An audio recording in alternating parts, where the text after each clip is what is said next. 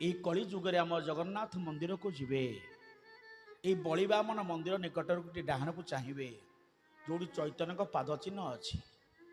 ଏଇ ବୁଢ଼ୀ ମାଉସୀ ଭଳିଆ କେତେଜଣ ମାଉସୀ ବସିଥିବେ, ସେ କ'ଣ କରୁଥିବେ ଜାଣିଛନ୍ତି? ଫୁଲ ଗୁନ୍ଥୁଥିବେ।